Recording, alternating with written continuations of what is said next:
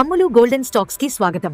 భారతీయ stock market పై నమ్మకమైన research, analysis, trading updates మరియు investment ideas కోసం మీకు సరైన స్థలం. నమస్కారం. ఈనాటి విశ్లేషణకు స్వాగతం.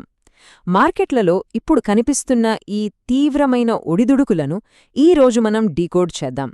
గ్లోబల్ సప్లై చైన్ సమస్యలు, అలాగే భౌగోళిక రాజకీయాల షాక్లు మార్కెట్ను ఎలా కుదిపేస్తున్నాయో ఈ సంక్లిష్టమైన డేటాను పక్కనపెట్టి చాలా స్పష్టమైన విజువల్స్ ద్వారా మనం అర్థం చేసుకునే ప్రయత్నం చేద్దాం.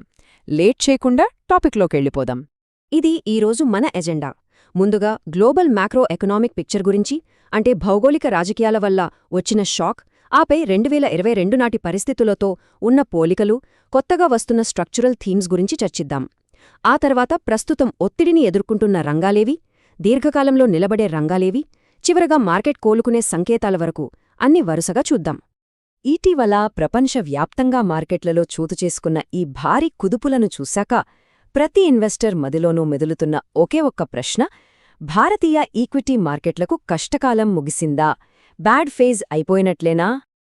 ఆ ప్రశ్నకు సమాధానం దొరకాలంటే ముందుగా మొదటి అంశాన్ని చూద్దాం. భౌగోళిక రాజకీయాల వల్ల మార్కెట్ షాక్. అసలు ఈ అంతర్జాతీయ అనిశ్చితులు మార్కెట్కు ఎంత తక్షణ షాక్ను ఇచ్చాయో మనం ఖచ్చితంగా కొలవాల్సిందే. ఒక్కసారి ఈ డేటాను గమనించండి. కేవలం 2026 మార్చ్ సిరీస్లోనే ఫారెన్ ఇన్స్టిట్యూషనల్ ఇన్వెస్టర్లు ఏకంగా 60,000 కోట్ల రూపాయలకు పైగా పెట్టుబడుల్ని వెనక్కి తీసుకున్నారు. మార్కెట్పై ఎంత భారీ స్థాయిలో ప్రెషర్ పడిందో చెప్పడానికి ఈ ఒక్క నెంబర్ చాలు కదా. అసలు ఈ కరెక్షన్ ఏదో ఒక రంగానికో, ఒక ఇండెక్స్కో పరిమితం కాలేదు. మిడిల్ ఈస్ట్లో ఉద్రిక్తతలు మొదలైనప్పట్నుంచి అన్ని ప్రధాన సూచీలు ఒకేలా పతనమయ్యాయి. ఇక్కడ చూస్తే నిఫ్టీ 50, మిడ్ క్యాప్, అలాగే స్మాల్ క్యాప్ అన్నీ దాదాపు 8-9% మేర కిందకి పడిపోయాయి. ఇది నిజంగా ఒక బ్రాడ్ బేస్డ్ కరెక్షన్. అయితే ఇక్కడే మనం భయపడిపోయి మార్కెట్ పూర్తిగా దెబ్బతింది అనొక నిర్ణయానికి రాకముందు రెండో అంశాన్ని చూడాలి. సరిగ్గా ఇలాంటి పరిస్థితులే గతంలో ఎప్పుడొచ్చాయో మనం వెనక్కి తిరిగి చూద్దాం. అదే ఫిబ్రవరి 2022 నాటి పరిస్థితుల పోలిక. ఇందులో ఒక ఆసక్తికరమైన విషయం దాగుంది. ప్రస్తుతం నిఫ్టీలో ఉన్న ఈ 10% కరెక్షన్, ఈ భారీ నిధుల ఉపసంహరణ అచ్చం ఫిబ్రవరి 2022లో రష్యా ఉక్రెయిన్ వార్ సమయంలో వచ్చిన సప్లై షాక్ను గుర్తుచేస్తున్నాయి. అప్పటి కరెక్షన్ పర్సెంటేజ్, ఎఫ్ఐఐ అమ్మకాల తీవ్రత ఇప్పుడున్న పరిస్థితులతో అద్భుతంగా మ్యాచ్ అవుతున్నాయి. ఆ 2022 పతనం తర్వాత ఏం జరిగిందో తెలుసా? మార్కెట్ రికవరీ చాలా షార్ప్గా, చాలా వేగంగా జరిగింది. ఆ సమయంలో ఆటో రంగం 45%, మెటల్స్ 35%, ఫైనాన్షియల్స్ 30% చొప్పున ముందుండి నడిపించాయి. ఇప్పుడు కూడా తదుపరి ఏమి ఆశించవచ్చో అంచనా వేయడానికి ఇది మనకొక అద్భుతమైన ఫ్రేమ్వర్క్నిస్తోంది. ఇక మూడో అంశంలోకి వెళ్దాం. అవే ఎమర్జింగ్ స్ట్రక్చరల్ థీమ్స్ లేదా కొత్త పెట్టుబడి మార్గాలు. సాధారణంగా ఇలాంటి సంక్షోభాలు వచ్చినప్పుడల్లా ఆర్థిక వ్యవస్థలో కొన్ని నిర్దిష్టమైన మార్పులు మరింత స్పీడ్ అందుకుంటాయని డేటా మనకు స్పష్టంగా చెప్తోంది. ఉదాహరణకు డిఫెన్స్ రంగాన్ని తీసుకుందాం. దీని డెఫినిషనే ఇప్పుడు పూర్తిగా మారిపోతోంది. కేవలం సైనికులు సరిహద్దుల్లో పోరాడే స్థాయి నుంచి ఆర్టిఫిషియల్ ఇంటెలిజెన్స్, డ్రోన్ స్వామ్లు, సైబర్ వార్ఫేర్ లాంటి హైటెక్ ఎలక్ట్రానిక్ యుద్ధ తంత్రాల వైపు షిఫ్ట్ అవుతోంది. ఈ మార్పు వల్ల భారత్ ఎలక్ట్రానిక్స్, డేటా ప్యాటర్న్స్ లాంటి మన దేశీయ టెక్నాలజీ కంపెనీలకు భారీ అవకాశాలు తలుపు తడుతున్నాయి. అలాగే ఎనర్జీ సెక్యూరిటీ అనే థీమ్ కూడా ఇప్పుడు సూపర్ ఫాస్ట్గా ట్రాక్షన్ తెచ్చుకుంటోంది. ఎలక్ట్రిక్ వెహికల్స్, భారీ డేటా సెంటర్లు పెరిగిపోతుండటంతో మన దేశంలో కరెంటు డిమాండ్ చారిత్రక గరిష్టాలకు చేరుకుంటోంది. 2026 నాటికే పీక్ పవర్ డిమాండ్ ఏకంగా 245 గిగావాట్లకు చేరనుండటం ఈ భారీ మార్పుకు ఒక నిదర్శనం. ఒకవైపు ఇలాంటి లాంగ్ టర్మ్ థీమ్స్ బలపడుతున్నప్పటికీ మన నాలుగవ అంశమైన షార్ట్ టర్మ్లో తీవ్ర ఒత్తిడిని ఎదుర్కొంటున్న రంగాలేవో తెలుసుకోవడం కూడా అంతే ముఖ్యం. క్రూడ్ ఆయిల్ ధరల సెగ ఏ రంగాలకు గట్టిగా తగులుతోందో ఇక్కడ స్పష్టంగా అర్థమవుతోంది. బ్రెంట్ క్రూడ్ బ్యారెల్కు $100 పైనే కొనసాగుతుండటం వల్ల FMCG, paints, oil and gas లాంటి రంగాల రిఫైనింగ్ మరియు తయారీ మార్జిన్లు దారుణంగా స్క్వీజ్ అవుతున్నాయి. ఇక్కడ మనం అర్థం చేసుకోవాల్సిన ఒక క్రూషల్ పాయింట్ ఏంటంటే, ముడిసరుకుల ఖర్చులు పెరిగితే కంపెనీలు ఊరుకోవు కదా. ఉదాహరణకు సిమెంట్ రంగాన్ని చూడండి. పెట్కోక్ ధరలు పెరగడం వల్ల ఉత్పత్తి ఖర్చులు పెరిగాయి. దాన్ని బ్యాలెన్స్ చేయడానికి కంపెనీలు ప్రతి బస్తాపై 10 నుంచి 15 రూపాయల దాకా ధరలు పెంచుతూ ఆ భారాన్ని మెల్లగా వినియోగదారులపైకి పాస్ చేస్తున్నాయి. కేవలం కమోడిటీ ధరలే కాదు, ఇతర సప్లై చైన్ సమస్యలు కూడా పెద్ద తలనొప్పులు తెచ్చిపెడుతున్నాయి.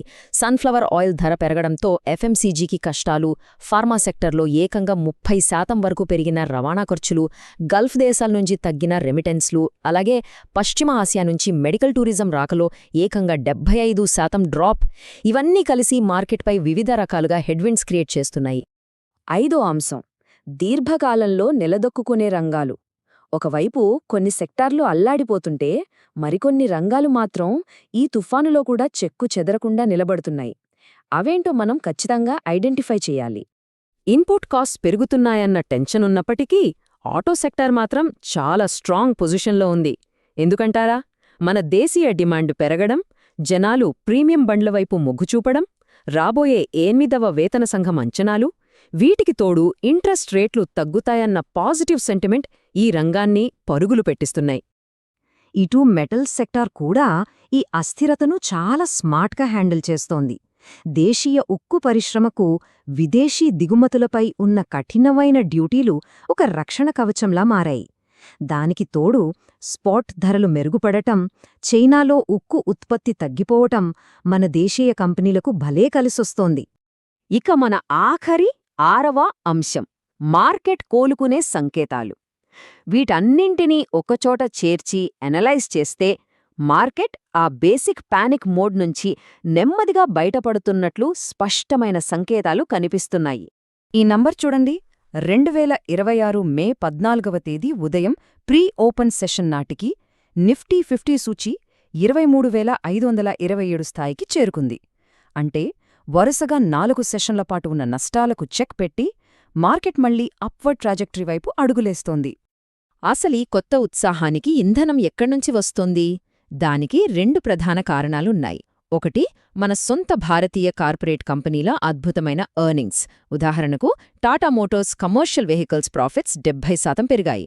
రెండోది, రికార్డ్ స్థాయిలకు దూసుకెళ్తున్న నాస్డాక్, S&P 500 లాంటి అమెరికన్ టెక్ మార్కెట్ల నుంచి అందుతున్న గ్లోబల్ సపోర్ట్.